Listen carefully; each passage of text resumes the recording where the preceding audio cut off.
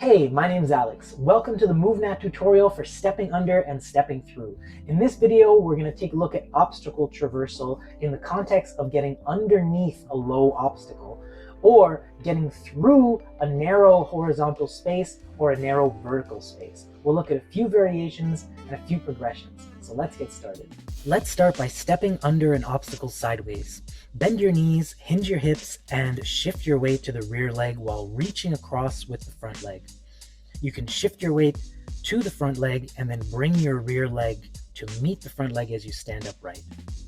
You can practice the ingredients of this technique without an obstacle.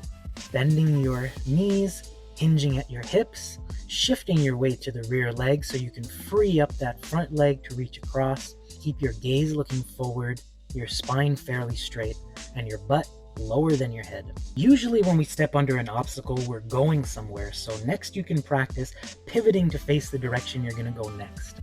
Just remember, hinge, step, shift. Alternatively, you can step under while moving forward, which is a little bit slower, but it's better for longer or narrower obstacles that make it inconvenient to step under sideways. It's also very good technique for scanning your environment while you're stepping under the obstacle. Stepping backwards is something that's maybe a little bit more specialized for specific situations, but it does have its place and it is very good as a conditioning exercise, so I would recommend giving this a little bit of practice as well. One of the most common inefficiencies is looking down and bending your back. You might get away with it and just rub your back a little bit, but chances are something like this is going to happen, and it does not feel good. Stepping in a deep knee bend or squat walking are other viable options, but they do waste quite a bit more energy and take a lot longer to get through. You're getting quite a bit lower than you actually need to get under the obstacle, and thus it wastes a bit more energy than the other techniques. Once you're comfortable with the technique, try walking up to the obstacle, passing under, and continuing your gait without interrupting the motion. You can also try moving under the obstacle quickly and even running up to the obstacle and transitioning between the run and the step under. I would suggest making sure you're very comfortable with the proper technique before trying to do this quickly.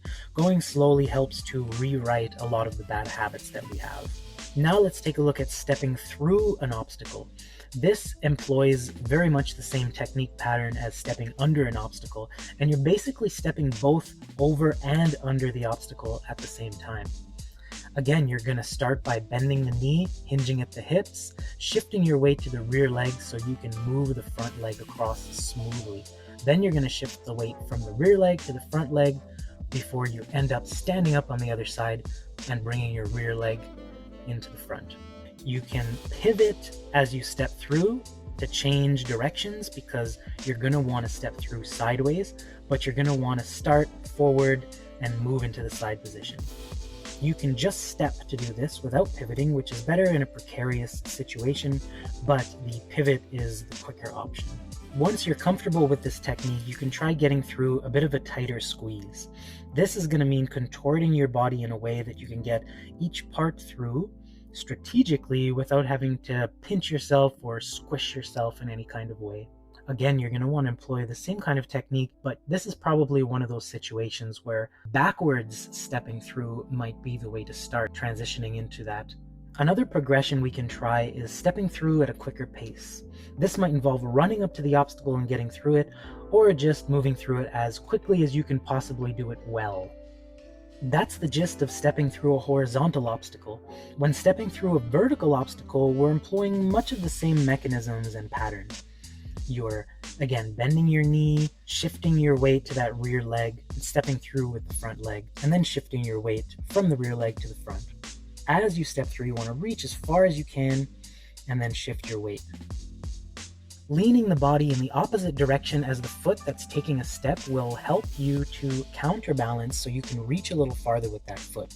Whichever leg is supporting the most of your weight, your body will be leaning in that direction.